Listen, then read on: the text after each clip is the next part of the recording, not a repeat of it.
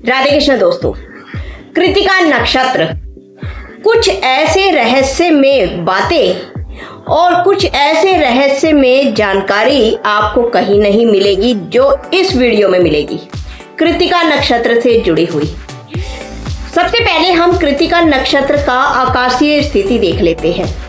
आपको लास्ट तक जुड़े रहना है तो आपको जानकारी मिलेगी कि कृतिका नक्षत्र आखिर है क्या, और यदि हमारा इसमें जन्म हुआ है तो ऐसे नक्षत्र में जन्म लेके हमारे साथ क्या क्या हो सकता है।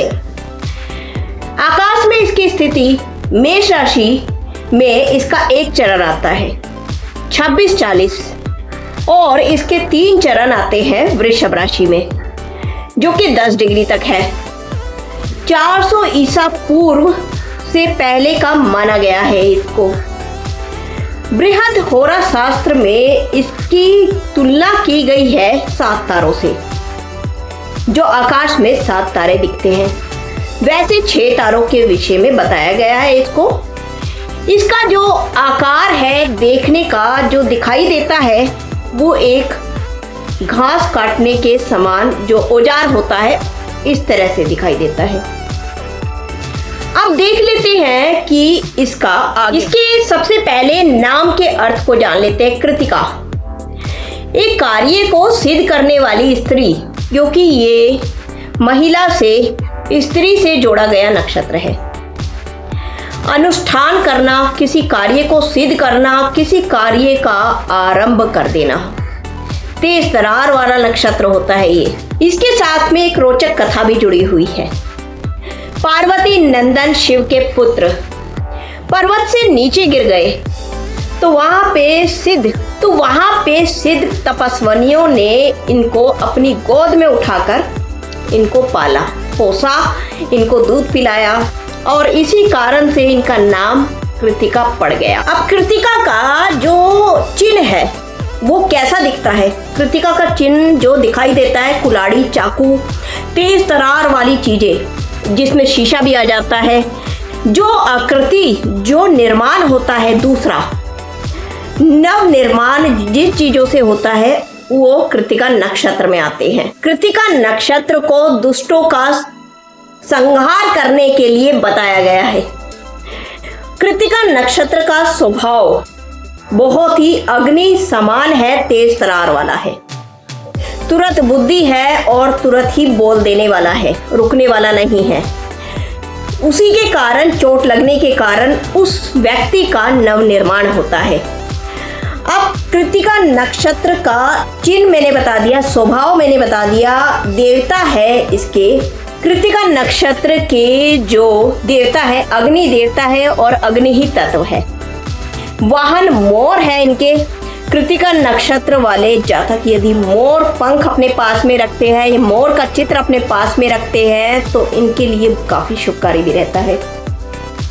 कृतिका नक्षत्र का जो जाति होती है ये ब्राह्मण जाति के होते हैं। कृतिका नक्षत्र को भगवान शिव के छोटे पुत्र कार्तिकेय भगवान से जोड़ा गया है, जो के देवताओं के सेनापति भी हैं, जो सभी चीजों में निपुण है, बहुत ही बलशाली है, जिन्होंने असुरों को जीत कर और देवताओं को फिर से स्वर्ग प्राप्त कराया था, स्वर्ग की गद्दी प्राप्त कराई। कृतिका नक्षत्र मेष राशि में भी इसका एक चरण रहता है और इसके 3 चरण रहते हैं वृषभ राशि में। वृषभ राशि शुक्र की राशि है। शुक्र और सूर्य का संबंध होता है तो वो धनी बनाता है ऐसे जातक को, क्योंकि धनवान होता है, यहाँ मान प्रतिष्ठा और एक बहुत अच्छा पद लेने वाले होते हैं ऐसे जातक। और यहाँ सूर्य मंगल मेष राशि में होता है, अग्नि तत्व है, मंगल भी अग्नि तत्व है, सूर्य भी अग्नि तत्व है, तो इन्हें क्रोध बहुत अत्यधिक आता है। सेना में या अग्नि से संबंधित कोई कार्य करने वाले, नव निर्माण करने वाले ऐसे जातक पाए जाते हैं ये। अगर ये नक्षत्र मेष राशि में है तो इनका पारिवारिक जीवन अस्थिर होता है, इतना अच्छा नहीं माना जाता वैवाहिक जीवन। और ये यदि वृषभ राशि में है तो वैवाहिक जीवन बहुत ही अच्छा माना जाता है, बहुत ही भाग्यशाली होते हैं ये। आगे इनका कार्य स्थल भी देख लेते हैं, क्या कर सकते हैं। ये इंजीनियर होते हैं, नव निर्माण के कार्य में होते हैं, सिलाई का कार्य भी बहुत ज़्यादा करते हैं क्योंकि उसमें भी कपड़े का नव निर्माण होता है। कांच से बनी हुई प्रोडक्ट, जो धार वाली चीज़ें हैं, सुई वाली चीज़, सुई धार वाली चीज़ें जो होती है उसका प्रयोग करने के बाद जो नव निर्माण होता है उससे संबंधित कार्य ये करते हैं। दवाइयों के उद्योग में। अच्छा, ऐसे जातक का 25 से 35 वर्ष की आयु में बहुत अच्छा समय बीतने वाला होता है।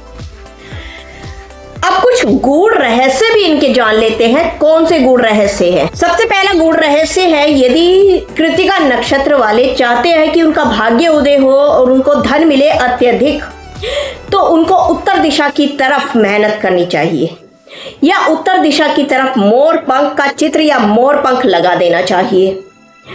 दूसरा इनका गूढ़ रहस्य है कि यदि ये आहुति हवन करते हैं तो 7 आहुतियां हवन में जरूरी देनी चाहिए, जरूरी होती है। ये 7 आहुतियां कौन सी होती है?